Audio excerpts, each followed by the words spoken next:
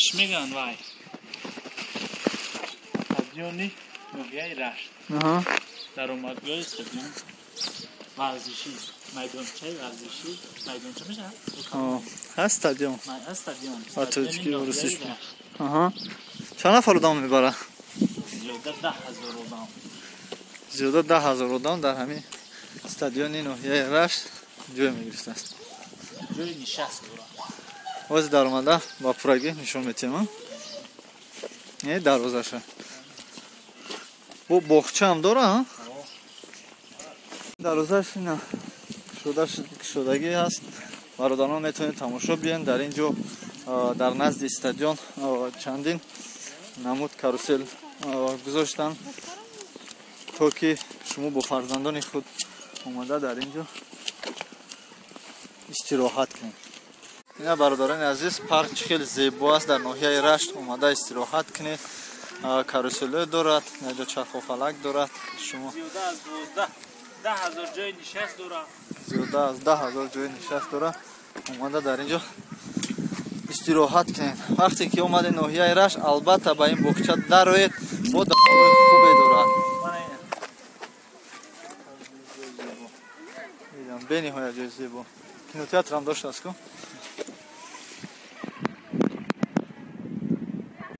یک چند آشخانه هست که در لب آب است و هوای صاف تازه دارد در اینجا لیسنسه دارد که با پایان شما فرماده به نزد آب نزدیک میشوید تیتکه دارد در اینجا میتونید که با همراه دوستای خود در لب دایره نشسته دایره را تماشا کنید و لیسنسه دارد که با دایره فرای باز یک چند جای زیبا دارد در اینجا به نهایت جای زیبا است شما میتونید در اینجا اومده همراه دوستان اینجا اول یک بار گردیم بپرم این خیلی بیسیدکه است دم گیرید اینجا هم دست نورا میبینید بیسیدکه البته به نهایت جای زیبا بود هوای تازه در ناحیه رشت لب دایره راستی گپ چند سال پیش من در اینجا اومدم خیلی جا نبود انا محکم شد در اینجا میتونید جای خوب میتونه در دایره پرتفتنی باشه اینجا بین باز مودش دیگه کن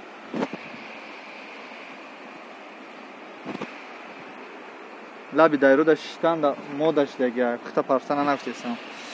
لبی دایره داشتن مودش دیگه من از سوک دایره در اینجا باز ماهی هم دارم ماهی بیرون میکنم در اینجا ماهی بیرون کدام میزنیم معقول شه جای خوب جای زیباترین جا مرحمت به ناحیه رشت من بودم پریز از کانال سامبای تیوی یکترینبورگ در ناحیه رشت ناحیه رشت و من به نهایت خوش اومد من خوشحال شدم که در اینجا اومده سیر و گشت کردم برای که اول بود هوای تازه دارد و جایهای زیبا بسیارتر دارد